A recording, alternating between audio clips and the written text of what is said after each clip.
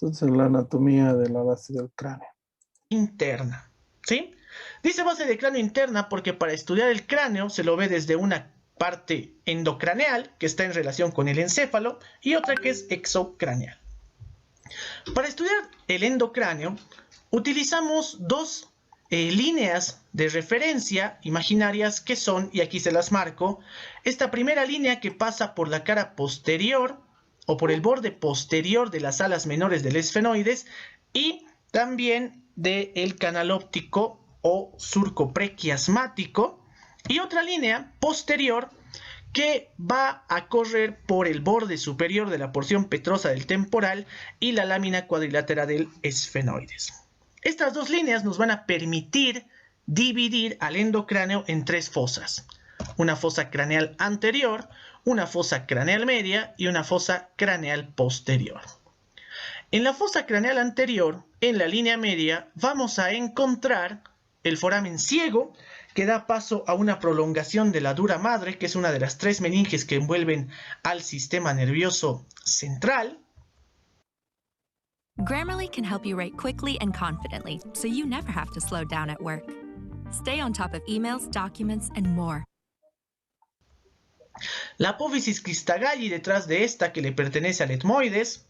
A los lados la lámina cribosa del etmoides, que va a dar paso a los filetes del nervio olfatorio, que es el primer par craneal. Detrás de este el yugo esfenoidal, que corresponde a la parte anterior del cuerpo del esfenoides. El surco prequiasmático, que termina a ambos lados en los conductos ópticos que dan paso al nervio óptico, que es el segundo par craneal, y a la arteria oftálmica. Pasamos a la fosa craneal media y para su estudio vemos que hay en la línea media y a ambos lados de la línea media. En la línea media simplemente encontramos la silla turca, que es el sitio donde reposa la glándula hipófisis o pituitaria, y a ambos lados de la línea media encontramos orificios que ya vimos en el esfenoides, así que es simplemente recordar. El primer orificio es la fisura orbitaria superior o hendidura esfenoidal, que va a dar paso a los pares craneales 3, 4, la primera rama del trigémino, que es el oftálmico de Willis con sus tres ramas frontal, lagrimal y nasociliar, al sexto par craneal, a la raíz simpática del ganglio ciliar y a la vena oftálmica. Detrás de este, el agujero redondo que da paso al nervio maxilar. Detrás el agujero oval que va a dar paso al nervio mandibular, a la arteria meningea accesoria y a la vena del foramen oval. Detrás de esto, el agujero espinoso que da paso a la arteria meningea media, a la vena meningea media y al ramo meningeo del nervio mandibular. Un poco por dentro, ya hablando del temporal, encontramos al orificio interno del conducto carotídeo, que va a dar paso a la arteria carótida interna, al plexo simpático carotídeo interno y al plexo venoso carotídeo. También encontramos el foramen lacerum o agujero rasgado anterior, que se forma entre el vértice de la porción petrosa del temporal y el cuerpo del esfenoides. Y este foramen lacerum va a dar paso al nervio petroso mayor. Bien. También vamos a encontrar en el temporal, en esta parte de la fosa craneal media, la impresión trigeminal, que es la marca que nos deja el ganglio de Gasser perteneciente al trigémino. Y también podemos nombrar a los hiatos de Falopio, al foramen venoso de Vesalio y al foramen petroso o innominado de Arnold, que los estudiamos en esfenoides en su ala mayor, y si tienen dudas pueden pasar a ver ese video. Bien, en la fosa craneal posterior, también para su estudio, se divide en lo que hay en la línea media y lo que hay a ambos lados de la línea media. En la línea media vamos a encontrar el clivus, que ahí está pintado en color café, que va a recibir a la primera parte del tronco del encéfalo, que está formado, les adelanto, de arriba a abajo por el mesencéfalo, la protuberancia y el bulbo raquídeo o médula oblonga. ¿Sí? Bien. Detrás de este encontramos el foramen magno, el foramen más grande del cráneo, que va a dar paso a varias cosas: la transición bulbomedular, a las meninges, a las arterias vertebrales, a la arteria espinal anterior, a las raíces espinales del nervio accesorio y a los plexos simpáticos vertebrales. Detrás de este encontramos la cresta occipital interna. Esto que vamos a hablar del occipital lo vamos a ver en un video aparte y para que entiendan un poco mejor. Bien, detrás de la cresta occipital interna vamos a encontrar una parte ósea que es la protuberancia occipital interna. Bien, ahora a ambos lados de la línea media vamos a encontrar el seno transverso que ahí aparece. Ustedes se preguntarán, ¿qué es el seno transverso? Simplemente es una vena, ¿sí?, que va a drenar la sangre del encéfalo, ¿sí? Bien, tenemos el seno transverso a ambos lados de la protuberancia occipital interna. Les repito, lo que estamos viendo en azul son venas. También encontramos, y se va a continuar, y ahí vean cómo el seno transverso continúa a los lados por el seno sigmoideo, ¿sí? El seno sigmoideo. Alguna parte de esta habíamos visto en el temporal. El seno sigmoideo va a recibir al seno petroso superior que está corriendo por el borde superior de la porción petrosa del temporal y también al seno petroso inferior, ¿sí?, que está yendo a que está recorriendo la cara posterior de la porción petrosa del temporal. También encontramos el conducto auditivo interno y sería bueno que recuerden qué es lo que pasaba por ahí, pero si no recuerdan, se los digo. Pasaban el nervio facial con el intermedio del Reisberg, el vestíbulo coclear y la arteria laberíntica. ¿Y qué más encontramos acá? El foramen yugular o agujero rasgado posterior que va a dar paso a los pares craneales noveno, décimo y décimo primero con la vena yugular interna, ¿sí? Yo creo que está bastante bien resumido. Simplemente es ver el video muchas veces y memorizar lo que les explico, ¿sí? Muy bien. Ahora pasamos a hablar a la base de cráneo externa, el exocráneo. Y para su estudio, vamos a utilizar igual dos líneas. En este caso, una línea bicigomática que va a unir ambos cóndilos del temporal y una línea bimastoidea que une las dos apófisis mastoides de los dos huesos temporales. Entonces, estas dos líneas van a dividir al exocráneo en tres zonas. Una zona anterior o facial, una zona media o yugular y una zona posterior u occipital. Para el estudio de la zona media o yugular, vamos a ver qué hay en la línea media y qué hay a ambos lados de la línea media. En la línea media, simplemente vamos a encontrar en la parte de la porción basilar del occipital la fosita navicular y el tubérculo faríngeo, que eso lo vamos a ver bien en occipital. Lo que nos interesa y lo que sí representa cierta complejidad para los estudiantes es lo que hay a ambos lados de la línea media.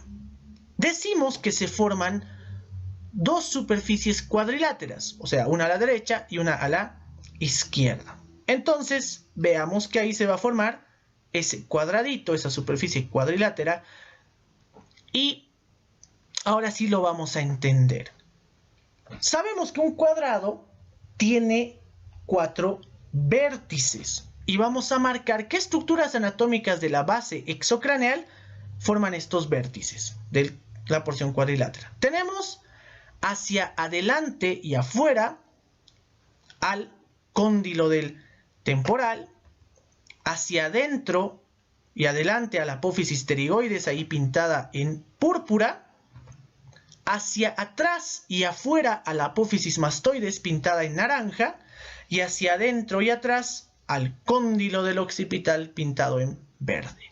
Y ahí vemos el límite de esa superficie cuadrilátera. Vemos cómo se forma ese cuadradito. Pero esta superficie cuadrilátera va a estar dividida en dos triángulos con la ayuda de una línea que les voy a mostrar. Antes de hablar de esos triángulos debemos marcar una estructura importante, que es esta, que es la apófisis estiloides, ya que trazamos una línea que vaya desde la apófisis mastoides a la apófisis pterigoides, pasando por la apófisis estiloides, la espina del esfenoides y que llega a la pterigoides. Entonces, simplemente, en resumen, trazamos una línea de la mastoides a la apófisis pterigoides que pase por la apófisis estiloides. Y si se dan cuenta, este cuadrado que teníamos va a quedar dividido en dos triángulos, que se los marco. Un triángulo anterolateral en celeste y un triángulo posteromedial en rosa. Queda claro. Y lo que vamos a hacer es señalar qué estructuras o qué orificios encontramos en cada uno de estos triángulos. En el triángulo anterolateral vamos a encontrar el tubérculo articular ahí en rosa, o también llamado cóndilo del temporal. Detrás de este, la fosa mandibular o cavidad glenoidea, que va a recibir al cóndilo de la mandíbula y va a formar la articulación temporomandibular o ATM de los odontólogos. Detrás encontramos la fisura petrotimpánica o cisura de Glaser, que va a dar paso al nervio cuerda del tímpano y a la arteria timpánica anterior. Detrás de este, el conducto auditivo externo, que simplemente va a dar paso al aire, ¿sí?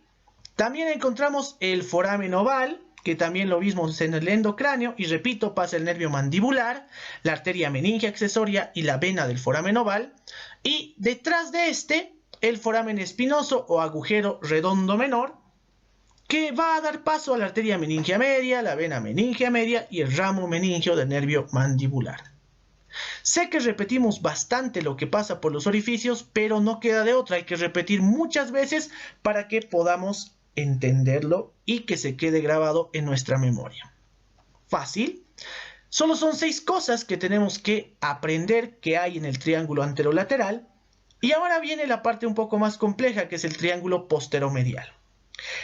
En el triángulo posteromedial vamos a encontrar 10 cosas y se las voy a ir marcando de a poco. Primero, entre la apófisis mastoides y la estiloides, entre el color naranja y el verde, encontramos el foramen estilomastoideo, que va a dar paso al nervio facial con los vasos estilomastoideos. ¿Sí? Por dentro de esta encontramos a la fosa yugular, donde se va a alojar el golfo de la vena yugular interna. Un poco por delante, el orificio externo del conducto carotídeo, que nosotros ya sabemos que da paso a la arteria carótida interna, el plexo simpático carotídeo interno y el plexo venoso carotídeo. Bien, entre estas dos estructuras, que son la fosa yugular y el orificio externo del conducto carotídeo, vamos a encontrar dos orificios importantes, que son ahí en verde, les marco el conductilio timpánico o conducto de Jacobson, que va a dar paso al nervio de Jacobson, que es una rama del nervio glosofaríngeo o noveno par craneal. Y por dentro de este conductilio timpánico encontramos el conductilio coclear marcado en celeste, también llamado acueducto del caracol, por el cual van a penetrar una arteriola y una pequeña venilla que van a terminar en el caracol del oído interno. Bien, ¿qué más encontramos? El conducto músculo-tubárico, que eso lo vimos en el temporal, que va a estar en la parte de unión de la porción petrosa, escamosa y timpánica, y que va a dar paso a la trompa auditiva o trompa de Eustaquio y al músculo tensor del tímpano. ¿Sí? Bien. También encontramos el conducto del nervio hipogloso, también llamado agujero condíleo anterior, que va a perforar la base de los cóndilos del occipital y que va a dar paso al nervio hipogloso, que es el 12º par craneal. Bien, también encontramos, ahora vamos de atrás hacia adelante, el foramen yugular o agujero rasgado posterior, que va a dar paso a los pares craneales glosofaríngeo, vago neumogástrico, el espinal o accesorio y a la vena yugular interna. O sea, 9, 10, 11 pares craneales y vena yugular interna. Delante de este encontramos al foramen lacerum o rasgado anterior, que como dijimos da paso al nervio petroso mayor. Y por último, algo que ya vimos en esfenoides, que es el foramen posterior del conducto pterigoideo ovidiano, que va a dar paso al nervio vidiano. Ustedes recuerdan que la base de las apófisis pterigoides del esfenoides estaban perforadas por un conducto, que era el conducto pterigoideo, que da paso al nervio vidiano. Si no recuerdan, pueden ir, les repito, al video de esfenoides.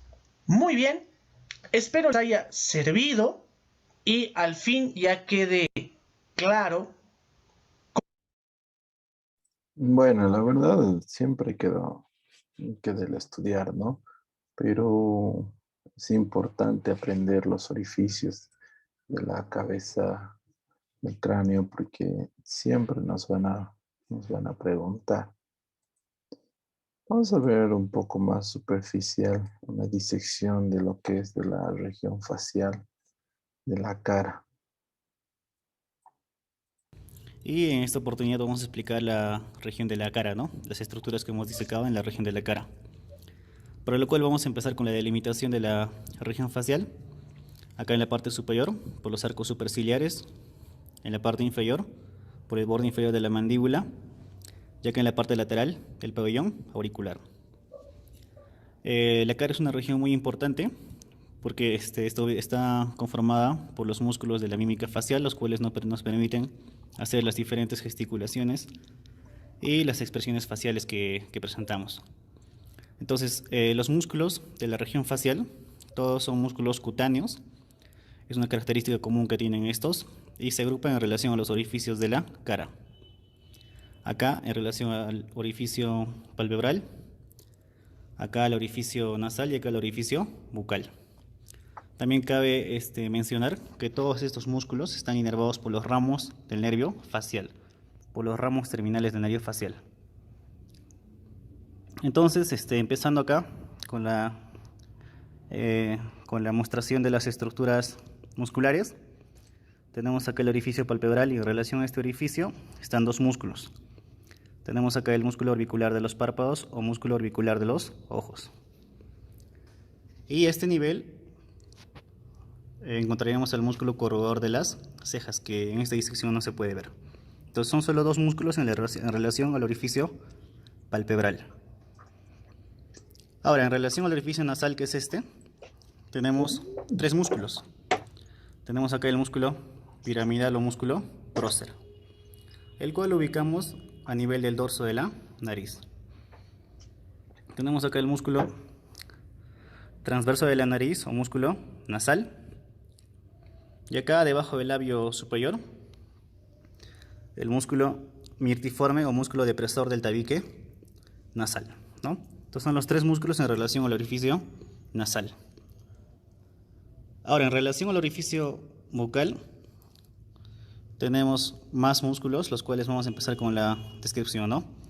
Tenemos un músculo que sirve como esfínter de este orificio y otros músculos que sirven como dilatadores de este orificio. Entonces el músculo esfínter de este orificio es el músculo orbicular de los labios o músculo orbicular de la boca, que está en relación a todo el orificio bucal. En relación a todo este orificio bucal. Ahora, acá a este nivel tenemos el músculo elevador común del ala de nariz y del labio superior. Más hacia la parte lateral, acá el músculo elevador del labio superior. Y acá un poco hacia la parte profunda se puede visualizar el músculo elevador del ángulo de la boca. Músculo elevador del ángulo de la boca. Acá lamentablemente el músculo cigomático mayor y cigomático menor están seccionados con el fin de ver el trayecto de la arteria facial. Acá en la parte lateral tenemos el músculo bucinador. Acá el músculo risorio también ha sido retirado.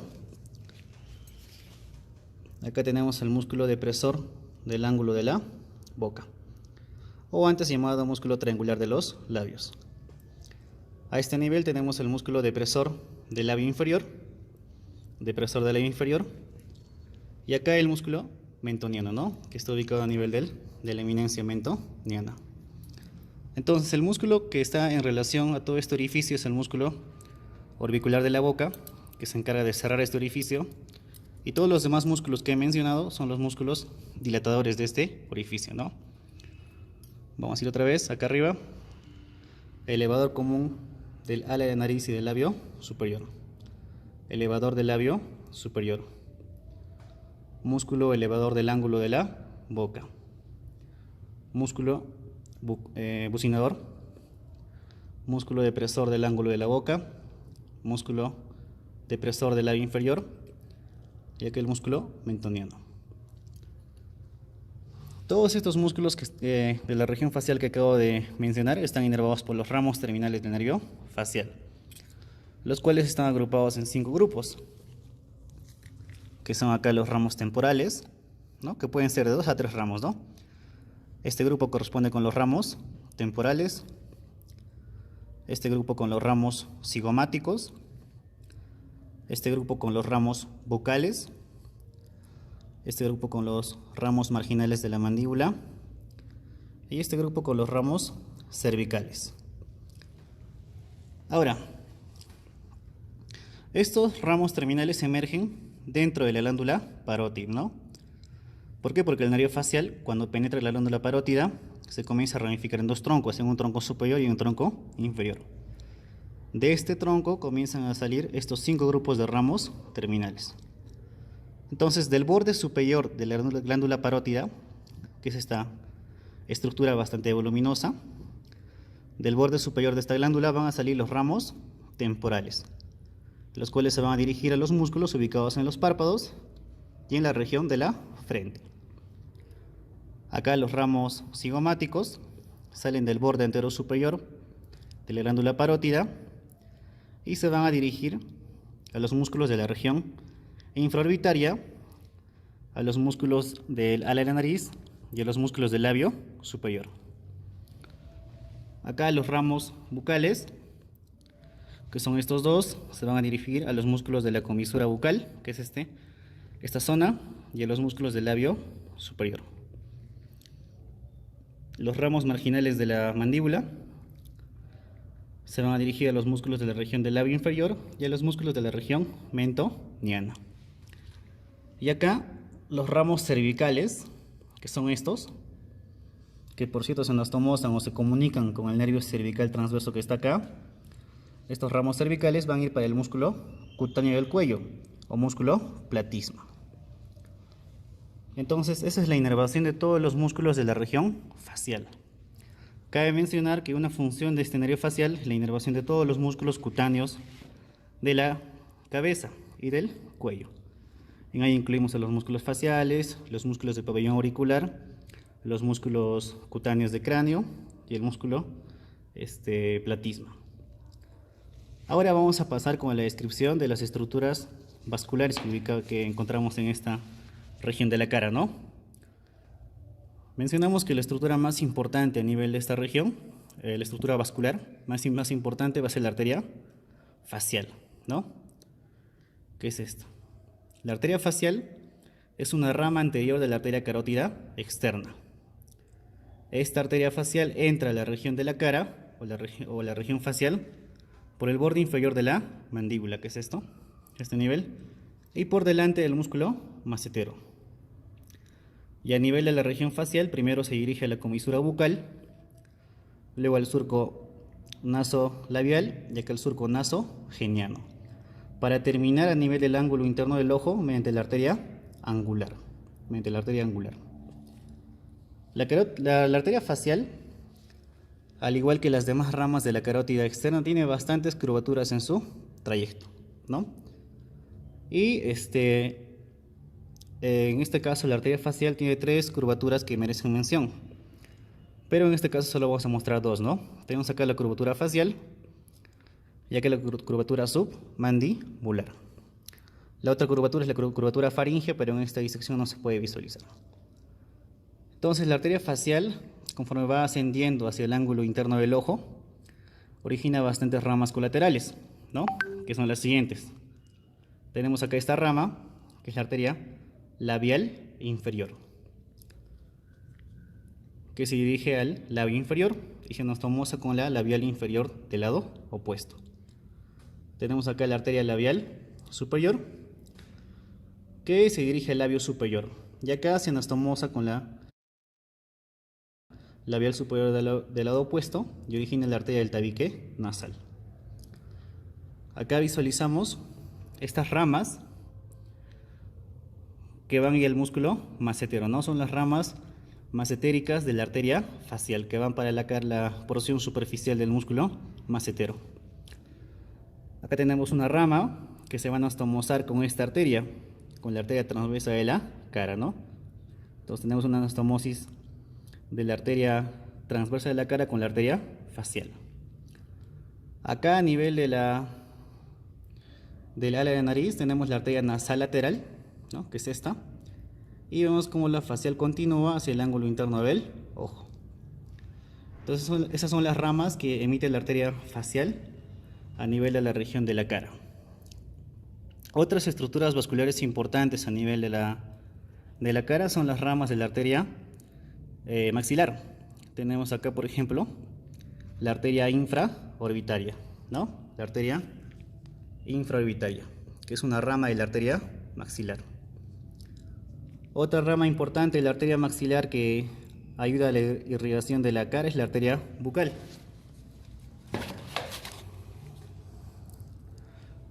Que parece que en este caso está un poco difícil de visualizar.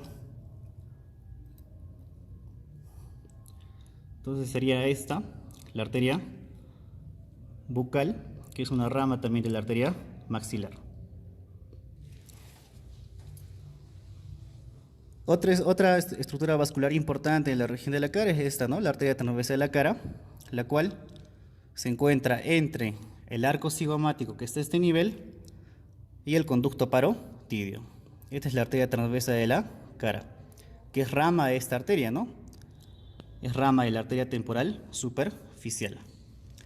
Entonces, esta arteria transversa de la cara tiene un trayecto transversal superficial del músculo macetero, entre el arco cigomático que está acá y el conducto parotidio.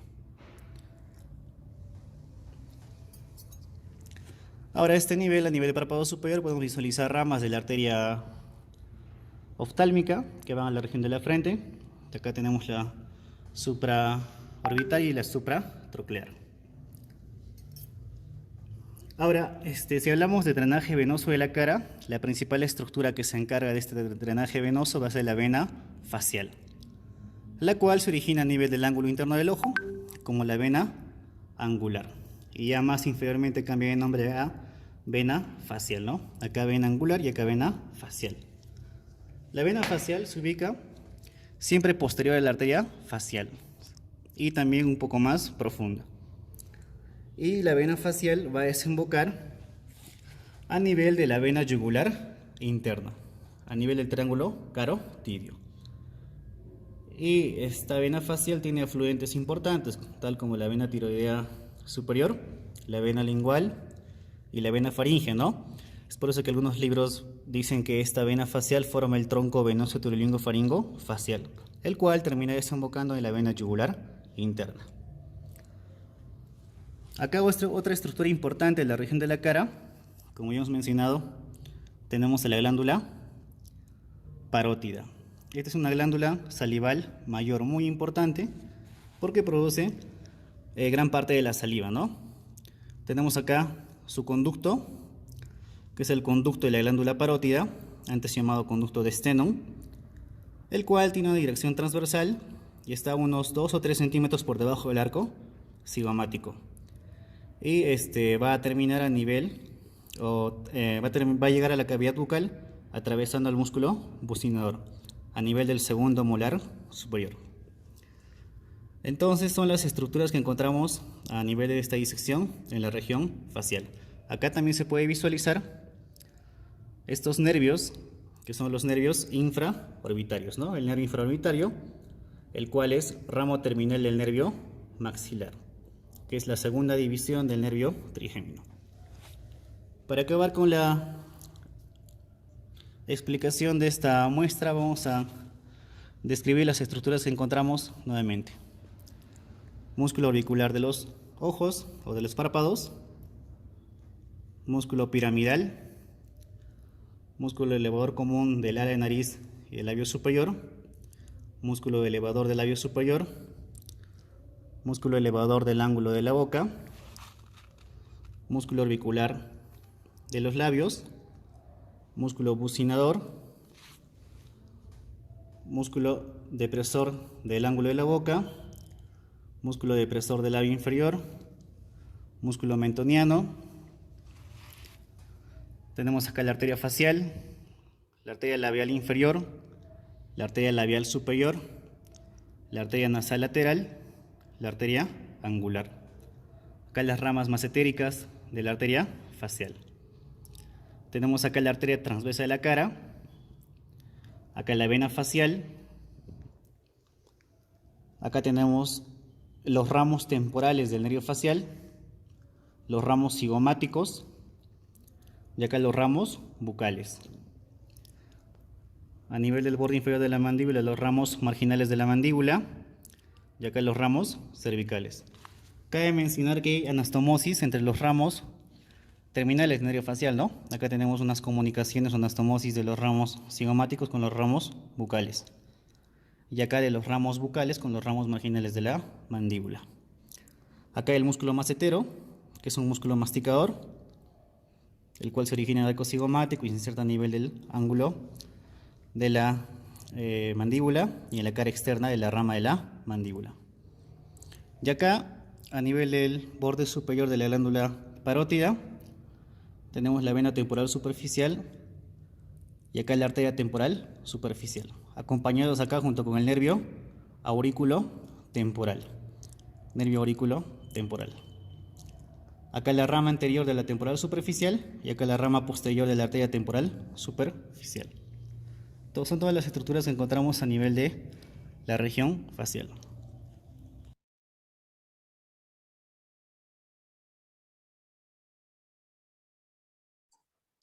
Bueno, yo sé que en estas partes de anatomía y especialmente de cabeza a cuello son extremadamente complejas y áridas. De todas maneras, hay que irlas revisando con calma. Por el día de hoy, no vale la pena traumatizarles más. Empezar con calma para que se vayan acostumbrando. Mañana vamos a ver algo de semiología, de cabeza, cuello, tórax, para ver un recuerdo, ¿ya? No sé si tienen alguna pregunta.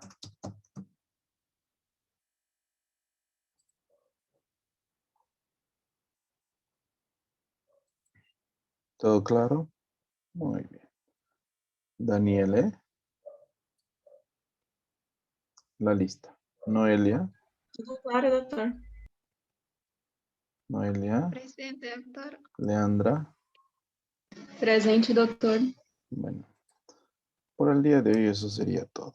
Nos vemos el día de mañana, 8:30, por favor. Gracias. Hasta luego. Gracias, doctor. Hasta luego.